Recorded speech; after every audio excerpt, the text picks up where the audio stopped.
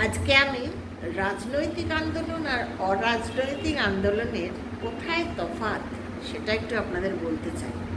কারণ আমি অরাজনৈতিক আন্দোলন করে খুব সাকসেসফুল হয়েছি। আবার এখন এই যে তিলোত্তমার আন্দোলন, আমার আন্দোলন ছিল ক্রেতা সুরক্ষা আন্দোলন, পুরোপুরি অরাজনৈতিক আন্দোলন। আর এখন হচ্ছে তিলোত্তমা মৃত্যু, সেই আন্দোলন। এবার কোথায় তফাৎ আমি বোঝাচ্ছি। ক্রেতা সুরক্ষা আন্দোলনে কি ছিল?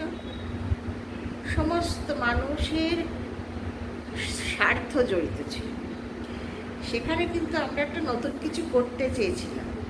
আইন আদালত কিভাবে এটাকে কন্ট্রোল করা যায়, unfair trade practice, deficiency in service, all service sector, defective goods কীভাবে কন্ট্রোল করে ক্রেতাকে সুরক্ষা করা যায়। এটা কিন্তু কোনো ব্যক্তি বা কোনো তোমার গভর্নমেন্ট তাদের বিরুদ্ধে না, এটা নতুন কিছু তৈরি করার একটা ছিল। সেখানে সবাই মিলে এসেছিল, সবাই মিলে, যদিও ওটা সাস্টেইনড আন্দোলন ছিল, কিন্তু আমরা ভীষণভাবে সাকসেসফুল, 200% সাকসেসফুল, যার ফল এখন সবাই ভালোই ভোগ করছে। কারণ আরও ফার্দার স্কোপ আছে, সেটা অন্যরা করবে। এইবার আসি অভয়ার। অভয়ারটা হচ্ছে একদম অন্য জিনিস। অভয়ার হচ্ছে আন্দোলন কার বিরুদ্ধে? এই আন্দোলনটা হচ্ছে শাসকের বিরুদ্ধে। আর অফেন্সটা কি? Criminal offence. কেন? বিরাট তফাৎ। শাসকের বিরুদ্ধে আন্দোলন করতে গেলে যে স্ট্রেংথ লাগে, অর্থাৎ শাসকের হাতে কি আছে? পুলিশ আছে, পয়সা আছে, বাজেট, হিউজ বাজেট আছে, পাওয়ার আছে, সমস্ত কিছু শাসকের হাতে আছে। আর অরাজনৈতিক আন্দোলনে কারা আছে? নাগরিক, যাদের ভয়েস আছে, কিন্তু তাদের এদের সঙ্গে লড়বার মতো ক্ষমতা নেই। হয়তো তারা এইভাবে একটা যাকে বলে চাপ সৃষ্টি করতে পারবে, কিন্তু ওদের পুলিশের লাঠি খাওয়ার মতন ক্ষমতা নাগরিকদের নেই, কারণ তারা অভ্যস্ত নয়। তো এখানে একটা বিরাট পার্থক্য আছে। আপনারা দেখলেন অভয়ার 14 তারিখ রাত্রি লাখো লাখো মহিলা, লাখো লাখো পুরুষ সবাই এসে রাত 12টার সময় বিচার চাই বলল।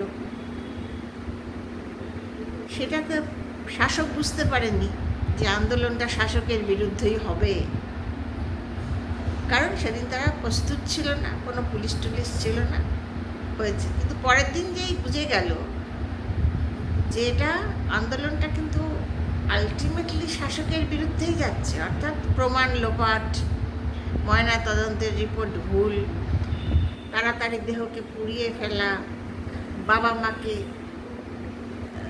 ওয়েট করানো ঘন্টার পর ঘন্টা এবং তাদের ইম্পর্টেন্স না দেওয়া, ভুল বার্তা দেওয়া, আত্মহত্যা করেছে, এগুলো কিন্তু সবই একটা সরকারি হাসপাতাল থেকে হয়েছে, যেটা স্বাস্থ্য দপ্তরের আন্ডারে।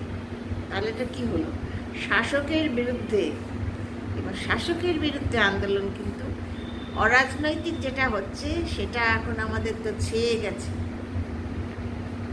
সবাই মিলে করছে। কিন্তু এর সঙ্গে যে মেশিনারিজ দরকার, সেইটা কিন্তু রাজনৈতিক ছাড়া পারা যাবে না। সুতরাং এই আন্দোলনকে বোথ সাইড, অর্থাৎ সাঁড়াশি দিয়ে আন্দোলনটা করতে হবে।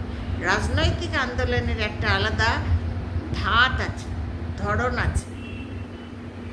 এখানে কিন্তু রাজনৈতিক নানা রকম মতের সঙ্গে হলে হবে না, তাদের এক কাট্টা হতে হবে, যেটা খুব শক্ত। এই দুটো আন্দোলনের একটা বিরাট তফাৎ, এটা বুঝতে হবে। এবং অভয়ার অর্থাৎ তিলোত্তমা মায়ের মৃত্যুর নিরিখে যে আন্দোলন হচ্ছে, সেটা কিন্তু রাজনৈতিক আন্দোলন প্রয়োজন, সম্মিলিত আন্দোলন এবং সাঁড়াশি আক্রমণ। বোঝা গেল?